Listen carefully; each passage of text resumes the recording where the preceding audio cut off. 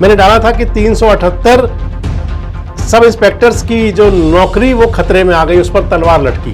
हरियाणा और Punjab high court के अंदर जब ये बात चली तो अदालत ने इस मामले को बड़ा गंभीर माना।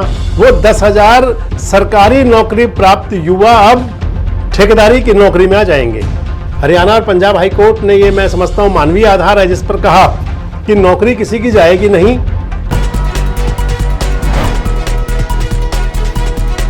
दोस्तों नमस्कार, मैं संजय मग्गू और मौजूद हैं देश रोजाना के डिजिटल मीडिया मंच पर। सरकारें फैसले करती हैं, निर्णय लेती हैं, उनको धरातल पर लाती हैं, योजनाएं बनाती हैं और सब कुछ हुआ करता है वाहवाही के लिए, अपनी पीठ थपथपाने के लिए। लेकिन कई बार जब उन पर पूरा होमवर्क नहीं होता तो फिर वो बनती हैं परेशानी का कारण, और परेशानी का कारण बना करती हैं वो कई बार आम लोगों की, सुविधा पाने वाले लोगों की। दरअसल आपसे जिक्र इसलिए कर रहा हूं कि हरियाणा के अंदर एक मामला इस समय बहुत चर्चा में है क्योंकि हरियाणा और पंजाब हाई कोर्ट ने हरियाणा सरकार के एक फैसले को एक तरह से निरस्त कर दिया। निरस्त यूं किया कि हरियाणा और पंजाब हाई कोर्ट के अंदर एक मामला लंबित था सुनवाई के लिए। मामला एक महिला अभ्यर्थी ने दाखिल किया था और उसने सरकार की पॉलिसी पर सवालिया निशान लगाया था। सरकार की वो पॉलिसी जो आर्थिक और सामाजिक आधार पर नौकरियों में बोनस अंक देने वाली थी। जिन्होंने परिवाद दायर किया था, कहा था कि 90 में से 90 अंक नंबर लेने के बावजूद भी उनको नौकरी नहीं मिली क्योंकि उनको बोनस अंक नहीं मिला था। हरियाणा और पंजाब हाई कोर्ट के अंदर जब ये बात चली तो अदालत ने इस मामले को बड़ा गंभीर माना।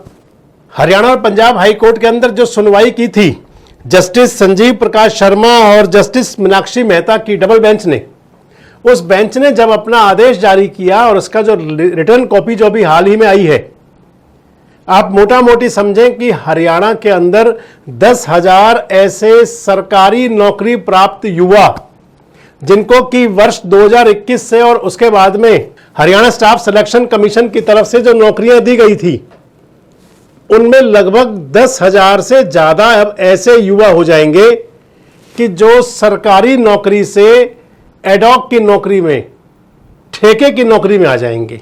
आप उसे जो हिंदी शब्द हुआ करता है वो ठेकेदारी की नौकरी कह दिया करते हैं, कॉन्ट्रैक्ट बेस सर्विस कहा जाता है, एडॉक पे कहा जाता है।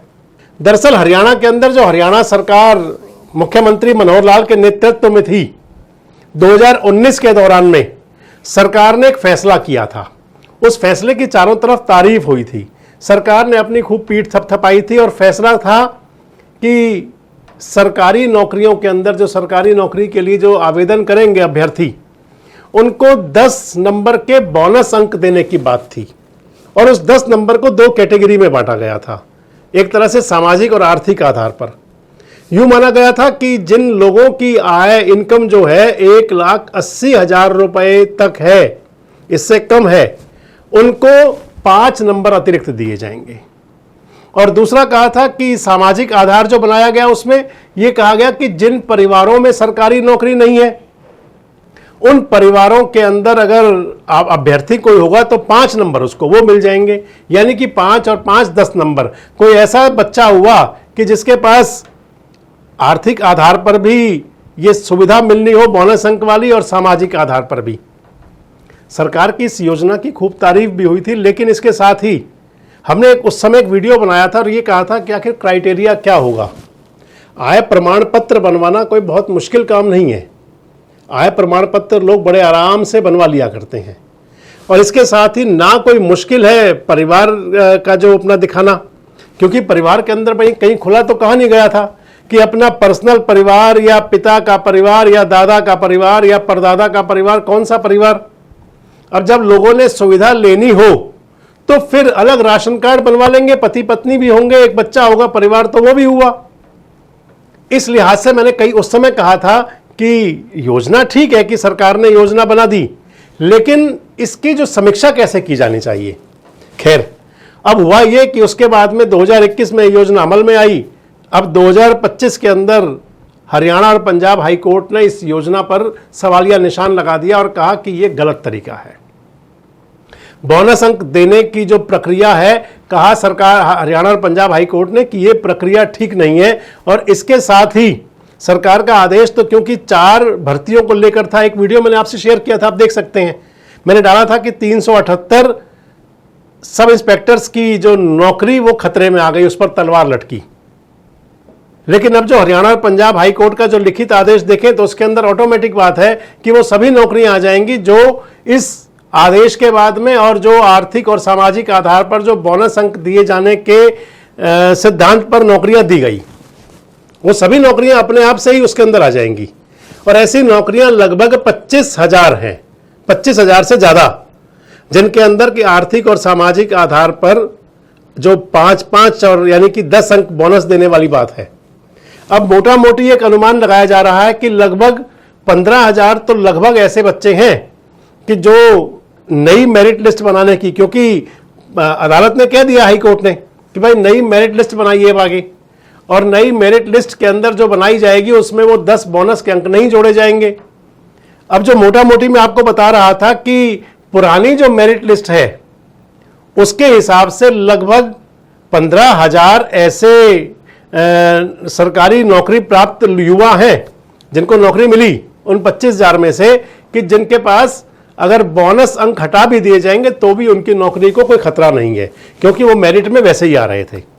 और अगर दूसरा जो बाकी 10,000 से ज़्यादा बच्चे हैं जिनको उस मेरिट के आधार पर यानी कि बोनस अंकों से जिनकी मेरिट बनी थी, ऑटोमेटिक उनकी नौकरी पर एक सवालिया निशान आ जाता है, क्वेश्चन मार्क। हालांकि हरियाणा और पंजाब हाई कोर्ट ने अपने लिखित आदेश में एक बात जरूर कह दी कि नौकरी से किसी को हटाया नहीं जाएगा।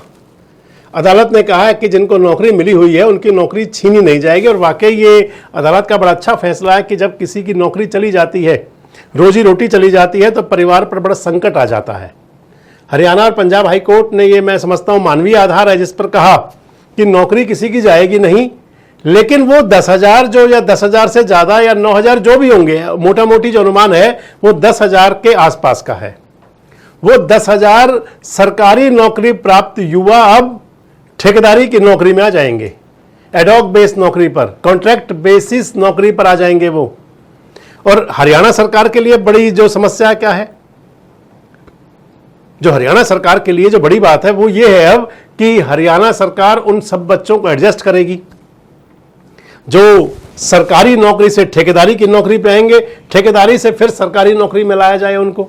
ये सरकार इसके लिए कोई क्राइटेरिया बनाएगी, नौकरियां निकलेंगी तो शायद उनके लिए कुछ स्पेशल कुछ रखा जाएगा।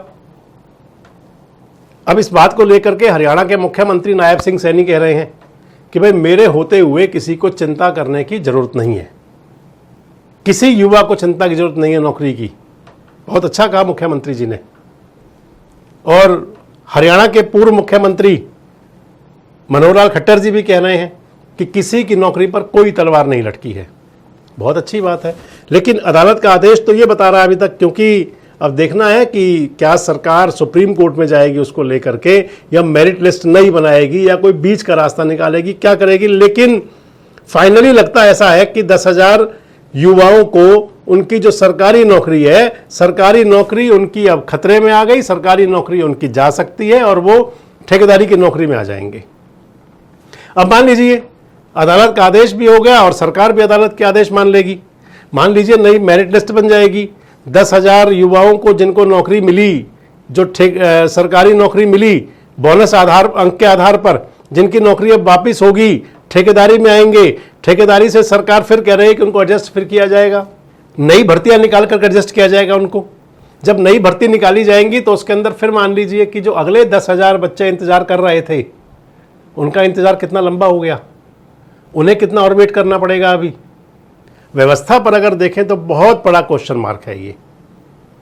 व्यवस्था पर देखें अगर, मैं आपको बताता चलूँगा, आपको ध्यान होगा कि नौकरियों के मामले हरियाणा और पंजाब के हों चाहे कहीं किसी राज्य के हों, मैं हरियाणा की बात कर रहा हूँ, हरियाणा के अंदर नौकरियों के बहुत मामले अदालतों में गए हैं।